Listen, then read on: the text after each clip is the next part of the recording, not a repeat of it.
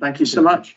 Good evening. Welcome to Employment Committee meeting, Lichfield District Council.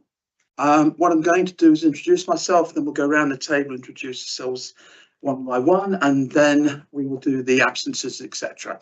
Okay, so it says I'm Councillor Joe Powell. I'm chairman for tonight. Councillor Serena Mears for Highfields Ward. Councillor Darren Ennis, Churchtown Ward. Councillor Sharon Beneviches for Summerfield and All Saints. Councillor Rosie Harvey-Coggins for St John's, Lichfield. Councillor John Hill for Fazeley. Councillor Phil Benyon for Meath Valley. HR Director here for LDC and LWN. Kerry Dove, Chief Operating Officer here at LDC. Fiona Bell, Governance Officer. Sinead Cartwright, Governance Officer. Lovely. Thank you all and good evening and welcome. So could you do the absences, please? Of course, we have apologies from Councillor Sonia Claverley and Councillor Mark Warfield. Thank you so much. Declarations of interest, anybody? No, we're all very interesting people, but minutes of the previous meeting. All read? No. Any comment? Thank you so much. Somebody second. Thank you. All in favour? Done.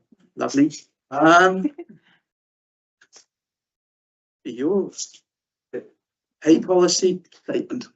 Chair, see Sharon has just introduced herself. For context, Sharon is the HR Director at LWM, LDC's wholly owned local authority trading company. And I think as the committee are aware, LDC commission our HR services from LWM. So Sharon is here to support me this evening. So all the difficult questions. So tonight we are bringing to the committee a draft of the Pay Policy Statement 2026. Under the Localism Act 2011, the Council is required to draft and approve an annual pay policy statement. The purpose of the statement is to provide transparency with regard to the Council's approach to setting the pay of its employees. Following consideration and feedback by the committee tonight, it will then move forward to be submitted to full council for approval.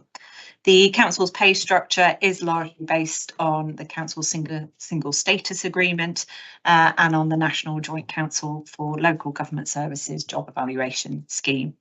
There are no significant changes in terms of the content of the pay policy statement for this year. It's the same kind of structure and headings as in previous years. Obviously, what has been updated is all the statistics and updated information in terms of the various pay scales and how much we pay at each scale. I know the committee are always particularly interested in our latest position regarding the number of apprentices that we have in the council. I'm pleased to say that in this year's pay policy statement, we are reporting that as at the 31st of December 2025, we had 14 apprentices within the council, and that's up from 8 last year. And as we have since 2022, all of our apprentices, irrespective of whether they are an existing employee or a new recruit, are being paid within our normal pay scales. In the covering reports, the pay policy statement, we do reference local government reorganisation. Whilst this hasn't directly impacted on this year's pay policy statement, given it will have considerable implications for our workforce, we felt it was important to reference it in the covering report. So I say LGR will have and will lead to significant change if our workforce are to be transferred into new organisations.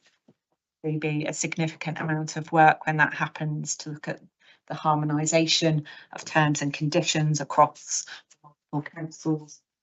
Obviously quite a significant amount of work around cultural integration as different teams come together across different existing councils. Whilst LGR will involve considerable change, it does also present opportunities for our workforce, opportunities such as developing new skills and potentially opening up new career options as well. being in a larger council that's delivering all current county and district services. We're fully committed to supporting our workforce through this period of change. Communications to our workforce on this continues to be a massive priority, and we're already starting to explore a kind of an LGR focused kind of learning and development plan for our workforce as well. We are starting to see LGR have an impact on recruitment and retention, as we've referenced in the covering report.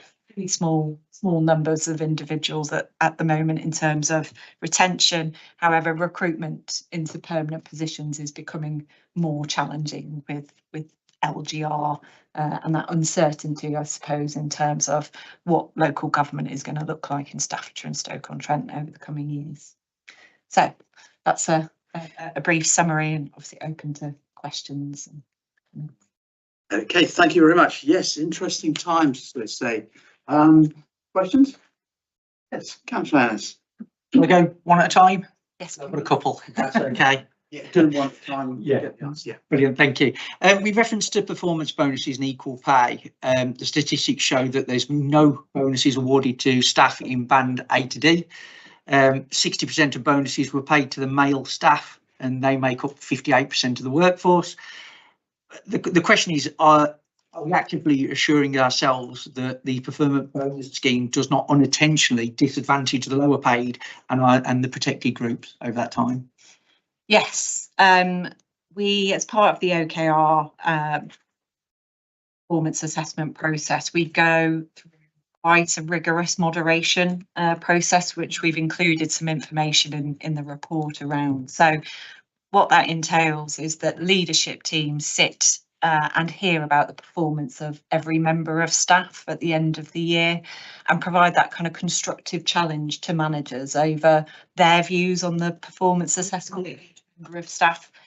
And that moderation process is there to try and mitigate against those disparities that might come up in terms of manager style around different roles and different services as well. So that moderation process is designed to try and make sure that there is that kind of even playing field, and that leadership team are providing that kind of constructive challenge in terms of performance assessments.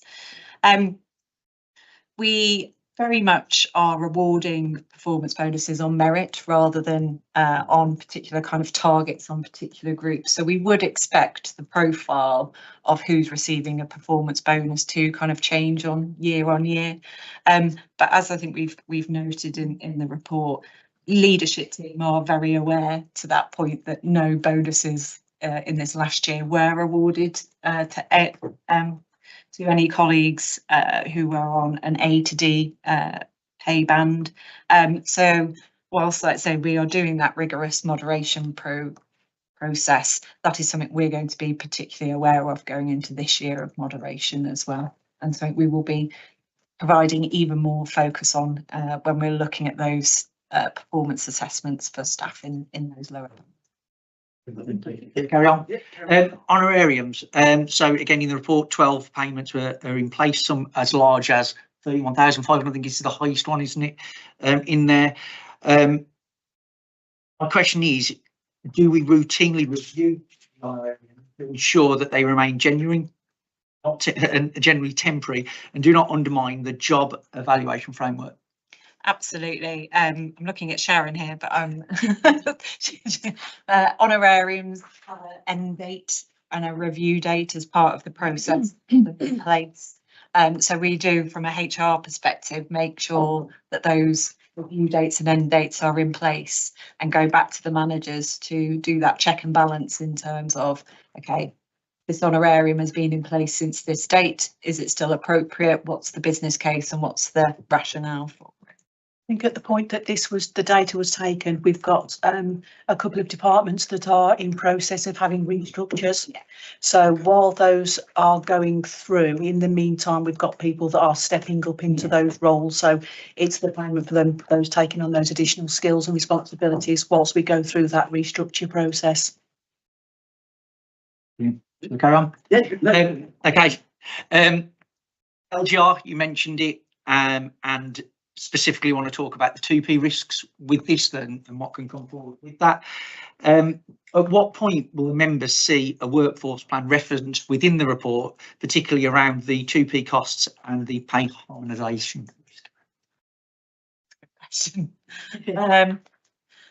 So what is currently happening is conversations are happening across all of the councils in Staffordshire and Stoke, of which there are 10, about how we start to stand up a joint PMO, programme management office, to help prepare ourselves for implementing, transitioning to whatever those are.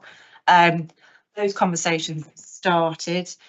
It's a little bit challenging at the moment because we don't know what we're implementing. So the focus of the work over the next kind of 6 months is going to be really around pulling together the data from the various organisations to help so that when we do know what we're implementing, we can start to move forward quickly in terms of planning. So there is a HR work stream that's being stood up as part of that PMO that will start to bring data together on each council's workforce, terms and conditions, various kind of HR policies as well, so that when we know who we're going to be merging post the Secretary of State's decision, we can start really planning around implementation and transition. But there is going to have to be a very significant workforce plan as part of that. But I think that plan probably going to come post the Secretary of State's decision in terms of what the structure is going to look like. So the assumed staff turnover saving. So the MTF assumes that it's £180,000 per year, 0.5% reduction, turnover 45,000. Okay. So are we confident that the turnover-based saving remains realistic given the improved benefit packages in the current labour market? It's probably a question for Section 151, isn't it? But from a HR perspective, we have seen, turnover generally reduce. Like I say, we have noted that we have had a couple of employees leave over the last year or so that are citing LGR as a contributory factor, but generally our turnover is low. I'm looking over at Sharon's shoulder because we've got some turnover. I did have a look on the last year's statement where it talked about that saving against the benefit package that was in place, the new benefits. And at that point, it did happen and the low turnover would have achieved that mark. And as Kerry's saying there, the turnover at present is around about 1.7, 1.4%. It's about 4 or 5 people per month. I guess it is pretty stable, but we're expecting to start to see possibly an increase as LGR moves forward. But I guess a lot of this is still in the unknown. They can't answer if it's unknown, so that's fair. But the main point is we're monitoring. We know it's an issue. Yes, that's fine. One last one from me then. And please forgive me, I'm wrong on this. The table of the rear of this, which gives you the wage figures up to March 26. If this is a pay policy for 26, should there not be some sort of reference in there in reference to the change to minimum wage, which we know what that now will be, and the fact that the given minimum wage will be above the current lowest NJC rates in April? So should there not be some reference within the policy for clarity on that? There is, you look at that at the moment and you see rates that in 2 months' time are irrelevant. They are going to change. Yes, so obviously the pay negotiations are, on the NJC pay scales are still ongoing. But you make a really good point that we could at least update the living wage. We know what that is. Because we know what that is. Yeah. I think we just haven't updated that table because the majority of that information we can't currently update, but you make a really good point, Councillor Ennis, we can update that line, so we'll make sure we do that before it goes forward to full council. We also know that. Thank you, councillor Ennis. Yes, councillor Benedict. It's good to know that in my past life I was quite involved with apprentices, and we've sort of got these extra apprentices, and it's good to know that now we've got some under 25s, because I think last time on the employment they were all over 25, more like adult apprenticeships rather than young apprenticeships. So from last year, obviously there was, so I presume, are they on 3-year apprenticeships, or are they 2, 3 year, or however? I'm just wondering how we're going to keep that momentum going to keep that 16 in place, rather than if, let's say, 4 people are going to finish their apprenticeship come spring. Yes. And then the next time we report, we're going to go down to 8. So I just wondered what the plan was to keep that apprenticeship movement going. It is, and it's an absolute priority for leadership team. We try and make bids to the Section 151 on a yearly basis for a bit more money, so we can have some more apprentices, because they have a massive positive impact on the organisation. All of those apprentices are in are doing roles that are having a massive impact, and we're also giving them broader kind of corporate experience as well, so they get the opportunity to be involved in cross-cutting projects as well. So I say, from a leadership team perspective, we are absolutely committed, and if we could afford more, we'd absolutely have more. They're all on slightly differing kind of study programs and so forth, but for example, the 8 business analysts have only, when did they start with us? Oh gosh, I think where we are, was it September? I think it was September. Yeah. So those 8 business analysts are new in at September. As a minimum, most are on 2 years apprenticeship programs, but a number are on 3 as well. So they're all at different stages. As I say, we, on an annual basis, as part of kind of the MTFS programme, we're always lobbying to see if we can find some more revenue budget so we can have some more apprentices. Helpfully, we have secured some revenue budget from making savings elsewhere, that to allow us to invest in September, this coming September, to local government association graduates. Which again are 2-year placements with us. Again, not last September, the September before, we had 2, and they, again, like our apprentices, had massive impact. So as well as apprentices, we're also looking at those graduate programs as well, and how we can tap into them. And I know we've also got a couple of graduates that we've taken through the LGA's planning graduate programme as well, that we've got working for us as well. So we're always looking at those various early career programmes and how we can try and tap into them and get more young people in our work. And just one last question. So obviously it's great and they're really good news stories. So could we have some sort of reporting on who have achieved their apprenticeship? Because working with apprenticeships in the past, be it in a different sector, you do get a lot of leavers because they try something like that. So we could see, you know, the good news stories really of that, how many have actually achieved. I know it's, you know, 2, 3, maybe 4 years on some apprenticeships. So it'd be good to know how, when we started, how many have achieved their qualification, you know. Yeah, no, and I'm sure we can pull them together. That's it. Even looking back over the last 12 months. No, wouldn't it? Yeah, because we're always saying apprenticeships, but we never know whether they've finished that course or they've left or they've gone to do something else. But nothing better than growing your own, that's why. So. Oh, I'm just about to embarrass Fiona. So Fiona was one of our LGA, Local Government Association graduates, so who came to us on that scheme and has now got a permanent position as a governance officer with us after that 2-year programme. Well done. Yeah. Congratulations. It's going to kill me. Thank you. I'm not minting that. Yeah. Thank In you. that case, Councillor Hill, you indicated. Yes, I served an apprenticeship for 5 years, and one of the good things about it was knowing that the company was sound and it would still be around in 5 years.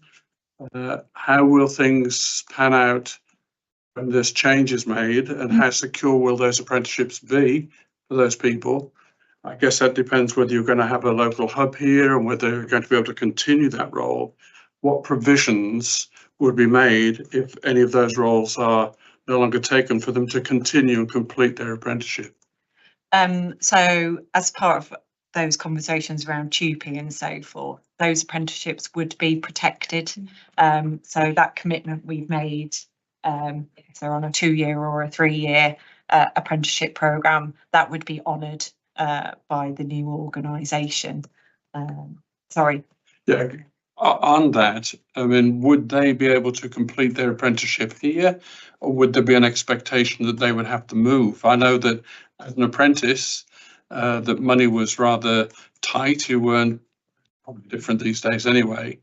But if they have to travel long distances to complete that or whatever else, would they be able to complete them on a local level?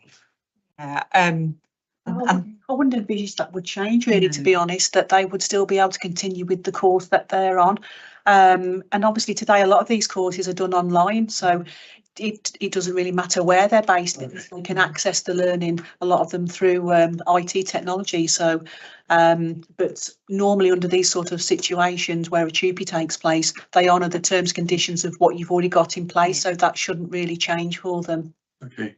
It's just that I understand the online bit, but there's nothing that can take the place of interaction with people and actually being there on the job. But no, thank you for that.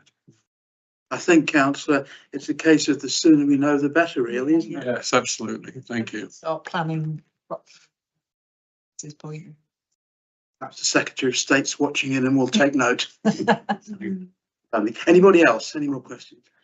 Also, yes, Councillor Mears. Thank you. Just going back to the question regarding bonuses and criteria, and the fact that there weren't any bonuses given to the bands A to D, but that proportion of the workforce makes it the second largest proportion. Is there any way of having a look at the criteria for the bonuses to see if they might be a little bit high for those bands? Maybe an adjustment needs making. Because usually when you get a fairly extreme result, it's because there's something a little bit amiss. And my other question was, with the vacancies at the moment, what's your feeling on those vacancies and how many of them are there? When I ask what your feeling is do they come across as crippling? If they were to have a traffic light allocated to them, we'll be looking at green for it's okay, amber, it's getting a bit more serious. I would say it depends on different departments, because in some areas we do find it quite a challenge to recruit people. I'm not sure I would say that we're at sort of red yet. I would say we're probably green, edging possibly towards amber. Yeah. And I think what we're doing when we do have vacancies that are proving hard to recruit to for whatever reason, one, we look at apprentices and offering an apprenticeship as an alternative kind of route in, but we're also very much kind of encouraging existing staff, seeing it as a development opportunity, and actually is there a rising star that with a bit of additional kind of support and development grow into that role, again with an eye to LGR and wanting our staff to be in the best position possible to take advantage of those opportunities when they arise. I'd agree with Sharon. I don't think we're definitely not red, and I wouldn't even say we're quite amber. Like I say, there's a few critical roles that we are really focusing on making sure we do recruit to, and that's where the talent acquisition service in LWM really helps. They are reporting, as we say in the report, it is getting harder when they approach candidates because of the LGR uncertainty, but we are still getting candidates through the door. So yeah, I would say green amber overall. And it's, sorry, I was going to say, and as and when vacancies come up, we also review whether do we need to fill that vacancy. So because again of the circumstances of the future that's coming, it's looking, do we need to fill that? Do we need to change or do something different? So it's not always necessarily an automatic vacancy. So there's quite a lot of things that have to go into consideration when you to post other jobs. Sorry. I've just got one more question that's just suddenly come to mind. If Yeah, go. that's okay, Chair. There's been quite a lot for various corporate businesses in the media about job cuts and the adoption of AI. Are there roles where AI can ease the pressure of trying to recruit? Is that something that the council's looked into much? So on AI, not specifically around looking at kind of jobs and recruitment, we are utilising AI internally, dipping our toe in the water, but in a very safe and ethical way. So we are using some AI on some of our automated phone lines, again, to try and give people who are phoning in the right answers quicker instead of staying online. We have rolled out Copilot, which many people probably know, which is Microsoft's kind of AI agent. And again, that's helping. So we're looking at how AI can help free up staff time for the more added value tasks, the face-to-face tasks, the liaising with residents or other members of staff, stuff that AI can't and shouldn't do. So we are, let's say, looking at how we can utilise AI internally, but not really in the recruitment space currently. And going back, Councillor Mears, to your first question in terms of the performance criteria when we're awarding bonuses. So we have a set of organisational wide OKRs, objectives and key results, and they're set for each pay band. So A to D have a set, and then the following bands. We can absolutely share those with the committee if that would be of interest. Absolutely, let's say leadership team have looked at this data very carefully in terms of that performance bonus kind of profile for last year. And again, we're asking ourselves the same questions, right? Do we need to change the process in any way to make sure that we are being as fair and transparent as possible? Okay, that's brilliant, thank you. Thank you very much. Thank you. Councillor Harvey Coggins or Councillor Benyon, anything? Well, the only question I was going to ask was that the one about the bonuses. I just wondered, you haven't really hinted at what the problem is. I mean, you're saying we're looking at it, but do you have any sort of early suspicions of where the problem lies? We're not sure there's a problem. I'd say because it's based on merit and performance, we would expect the profile to change from year to year. Yeah. We're disappointed as well as a leadership team that there are none in A to D. When we do that moderation process, what happens is once we've gone through the moderation of every employee, we then do a final moderation session where we whittle it down then to the top 20. When we're doing that, we are not looking at any demographic data. We are simply looking at and judging it on the merits of their performance. It's only then afterwards that we then look at, okay, so how many males, how many females, what's the age breakdown, part-time, full-time, and we look at pay bands afterwards, because we believe it should be based on merit. So yes, not sure if there's a problem per se, but it's definitely something we're going to be really focused on in this next round at the end of this financial year. Thank you very much. Yes, Rose. Going back, sorry, no, go on, you go first. I'm just thinking exactly what you're saying about, the A to C. So, for an example, if we've got a cleaner who cleans this office and it's absolutely spotlessly clean, where does the feedback come from? Because this young cleaner or older cleaner is going around cleaning everywhere. Where does that enrichment come from? Someone say, actually, we had a comment, there's no comment box here to say, how did you find it, Is that the problem? Do you think that there's nothing being said about the lowest scale cleaner? I'm not saying that there isn't the band A. Where does that band A get that sort of feedback from public to say, actually, the desks are lovely and clean and the carpets are clean? Does that make sense? And it does. We're just expecting the manager because they're doing but there's nothing to say. Actually, it smells lovely in here, and the toilets are clean, and that type of thing. So just to, you know. Yeah. Thank you. And that's why that moderation process is so important, because leadership team ask those types of probing questions. So we don't just take what the manager says on face value. We do try and probe, but It's quite a grilling, actually.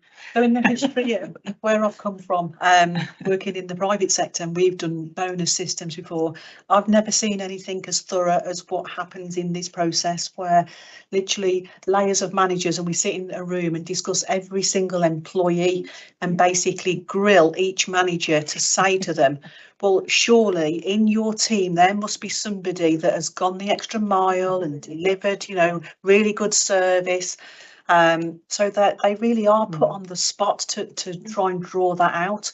And then at the other end of the scale, we've got managers that are telling us about employees, and we've got 40, for example, on the table, where we're talking about colleagues that are going the extra mile, doing their day job and going out, saving people's lives and doing all sorts of things that literally you could be sitting here sort of crying really to what the extent some of these colleagues go to.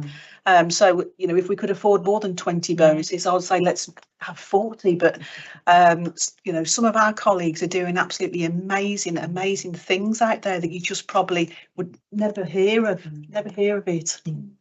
And so we do that type of probing in terms of, well, what do their team members say to them? What do customers say about them as well? And as well as leadership team being in that moderation, we also have kind of peer managers in that as well. And that's when as well you get different perspectives from across the organisation. And we do have the managers going, oh, yeah, so has been really helpful doing X, Y, and Z for me, and so forth. So you do get to see a broad range of feedback, yeah. Very good. Councillor Harvey-Coggins. Thank you, Chair. It's not directly related to pay policy, but it is related to employment policy. So we've got the new Employment Rights Bill to come into law in April 26. Has policies been looked at, and is there any changes that need to be made? Or yes, we've got a whole sort of suite of policies that we need to update. Obviously, I've been in post for 7 months now, so this is something that's on our list to look at a lot of the policies that are changing. So yeah, in April and also with October, there'll be a lot of new things coming into play. So we will have to be reviewing all of those to make sure that they're up to standard. But also as well, again, looking forward to LGR, and when that comes into place, all of this will then obviously be thrown into the mixing pot to be considered across the whole of Staffordshire. So we need to make sure that's all in place. it's good to know. Are you in on it? Anybody else? No? In that case, then thank you both very much indeed. It's interesting. Enjoyed it. Thank you. Thank you. Work programme, I think, finishes the evening.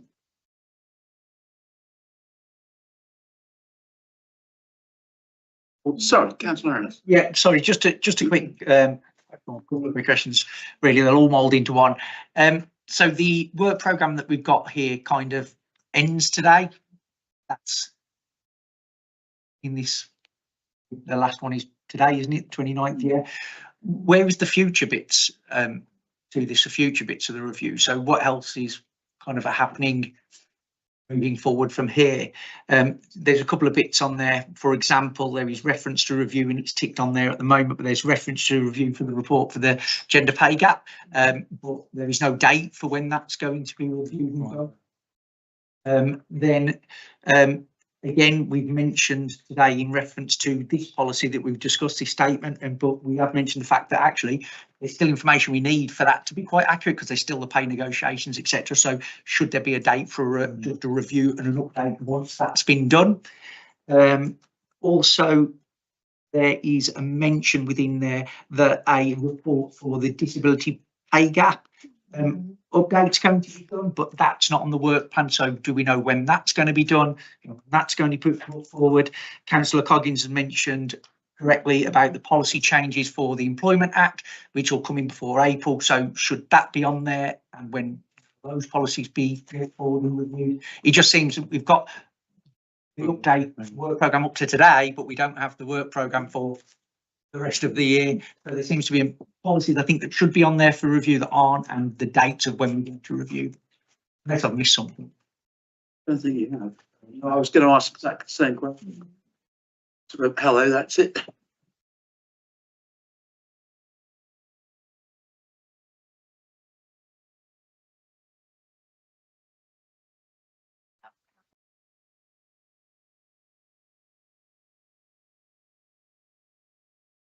The future ones.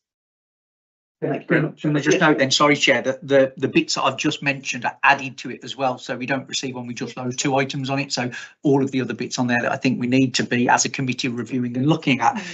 We've mentioned throughout all of this, there's lots of updates coming forward with the Employment Act, with LGR. There's a lot for this committee to actually look at in the coming year, which would be good, because the previous couple of years there hasn't been quite so much, which is a good thing, not a bad thing. But there is a lot of changes coming forward that we need to have input into and oversight on.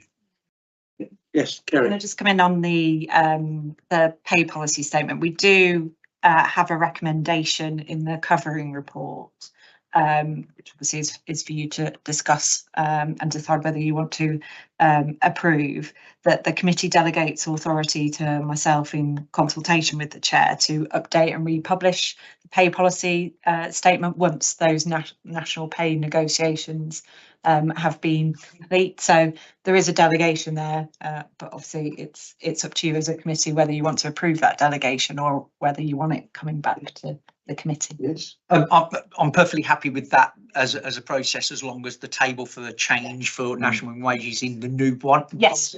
So because negotiations can take a while, so we could be going back as well. So I'm Would you happy like to move it? I'm more than happy to move that. Yeah. Councillor Benedictus, second. In favour? Thank you. There you go. Back to you. So as Sinead's pointed out, that work programme does need updating. The gender pay gap report will be coming forward. That's a bit we haven't quite worked out when it needs to come forward. But the thing is, without a date, you won't have any pressure to say when, will you? That's the point. You've got a date in so many months. You've got that thing going. It's got to be done now. I've got a date. As Sharon has said, we're going through the new employment legislation and what that means in terms of our key policies. So again, we'll work with Sinead and the chair to work that through in terms of a work programme. Can we ask once that's on, that's sent out? Of course. I'll assume that won't take long to do a new work plan, will it? Hopefully. I'll also speak to the chair as well to remind them. That's fine. Lovely. Well, in that case, folks, 1840, we've done the work. Yep. Thank you all very much, and good night. Thank you. Thank you. Yeah. Thank you.